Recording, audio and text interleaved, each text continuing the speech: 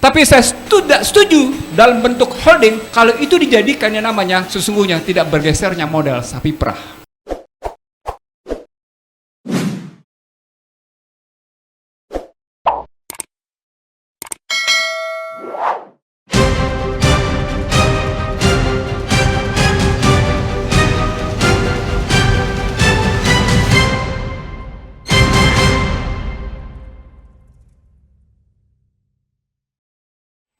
Saya tidak terlampau, saya setuju dengan holding sebagian, tapi saya tidak setuju sebagian. Anda tahu itu karena Anda punya pengalaman pribadi dengan saya, Bung Refli, posisinya. Saya setuju dalam konstruksi holding dalam rangka penetrasi pasar. Apa artinya? Artinya adalah soal persaingan. Saya setuju, tapi saya tidak setuju dalam bentuk holding kalau itu dijadikan yang namanya sesungguhnya tidak bergesernya modal sapi perah. Karena dengan bentuk holding Anda akan mudah. Tahu nggak? Anak-anak perusahaan, ini menjadi sumber korup nih di belakang nih. Ini jadi sumber korup posisinya. Dan makin susah BPK untuk melakukan melakukan pemeriksaan. Itu salah satunya. Bagaimana mekanisme penyelesaiannya agar holdingisasi tidak sampai menjadi sarana untuk sapi perah? Banyak cara, banyak dilakukan.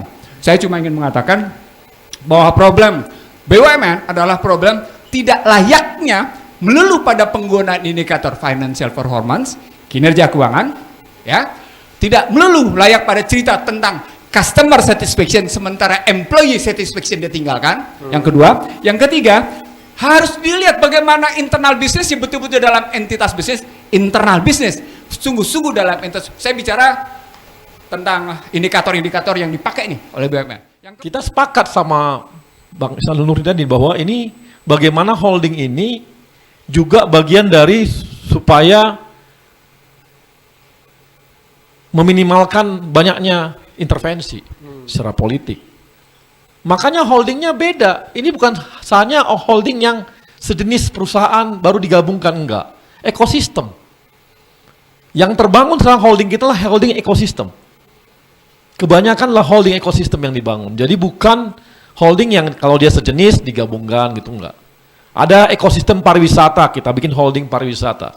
Ada ekosistem pangan, kita bikin holding pangan yang RNI gabung sampai ke level logistiknya, BGR dan PPI digabungkan dalam holding pangan yang kita lihat sebagai satu kesatuan sistem dengan RNI dan sebagainya. Jadi semua betul-betul ekosistem yang kita bangun. Itu yang kita coba untuk meminimalkan dan juga efisiensikan tadi. Kalau soal dikatakan itu gampang korupsi sampai level bawah, ya itu yang kita usahakan jangan sampai terjadi seperti itu gitu. Dan terus terang agak berbeda struktur kami saat ini, agak sangat berbeda. Struktur kementerian sekarang berbeda banget. Ada wamennya.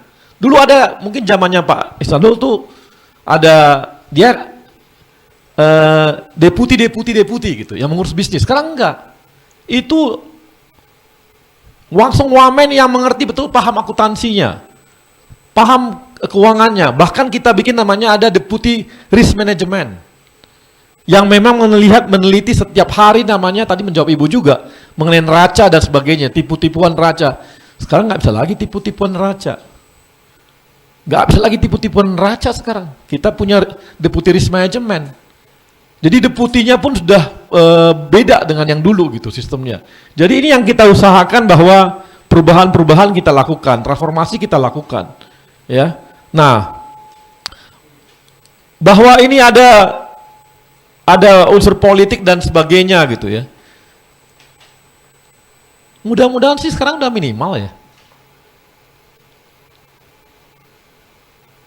Direksi yang ada juga hampir 90% itu adalah direksi yang bisa dibilang bahwa berasal dari talent poolnya BUMN itu sendiri gitu. Jadi sangat sedikit dari luar juga sangat sedikit. Jadi kalau ada intervensi orang luar masuk gitu sangat sedikit. Kita ambil talent pool yang memang ada dari internalnya juga gitu. Tapi dengan kriteria-kriteria tertentu lah yang kita atur gitu ya. Jadi sekarang adalah bagaimana kita mengakumulasikan BUMN ini.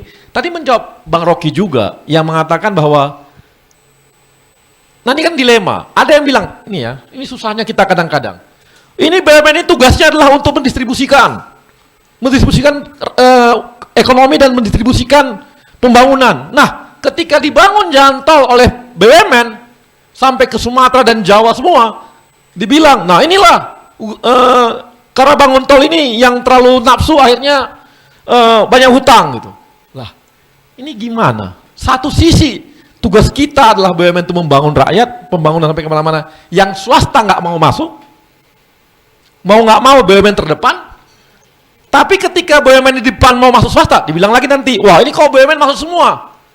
Ini adalah hal-hal yang kadang-kadang kita lihat segala cara ya dari sisi ini salah ya. Tapi nggak apa-apa, namanya pemerintah ya begitu.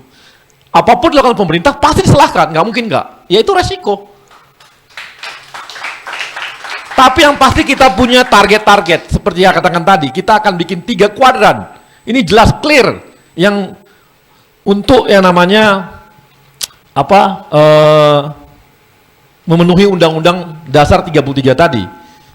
Yaitu bahwa kita juga harus buat dividen untuk negara, makanya kita klasifikasikan perusahaan-perusahaan yang memang tujuannya adalah untuk keuntungan dan memberikan dividen bagi negara. Kemudian juga ada yang memberikan dividen tapi juga untuk kepentingan publik seperti Telkom dan lain-lain. Tapi ada juga memang untuk kepentingan pure, dia untuk pelayanan publik seperti Pelni, itu kan memang pelayanan publik. Damri, itu pelayanan publik, tapi nggak boleh rugi. Nah, dengan ketiga tadi lokasi ini, 3 tadi kerugian ini yang akan kita perjuangkan untuk memenuhi target-target yang dimintakan oleh Undang-Undang 33. Yang dulu itu tidak, kan selalu dikatakan bahwa udah BUMN itu tugasnya 2, 1 untuk publik, 1 untuk cari untung. Ini kan jadi benda aneh dia kadang-kadang. Tapi memang dia ada juga yang memang seperti itu, tapi ada juga yang memang cari untung. Bank Mandiri misalnya, memang dia fokus untuk cari untung. Tapi Bank BRI, dia punya, makanya sekarang dibentuk namanya holding ultramikro. Fokus untuk menangani yang namanya ultramikro dan koperasi dan UMKM. Sekarang mungkin saya kasih informasi juga. Sekarang yang namanya Bank Mandiri, nasabah korporasinya itu tinggal 19%. Berapa? 19%. 19%. Jadi 81% itu adalah ultramikro dan UMKM. Karena memang dia fokus ke sana. Kita fokuskan ke sana dia. Dulu pegadaian itu hanya untuk sekedar orang gadai. Sekarang enggak, pegadaian juga difungsikan untuk membantu ultramikro. Bagaimana orang dia cukup bawa handphonenya. Saya mau jualan hari ini, saya butuh 1 juta nih, saya gadaikan 1 juta. Besok saya ambil lagi, bisa. Dan untuk UMKM, untuk bisnis-bisnis dia yang mungkin di pasar-pasar itu cuma butuh 1 hari untuk modal.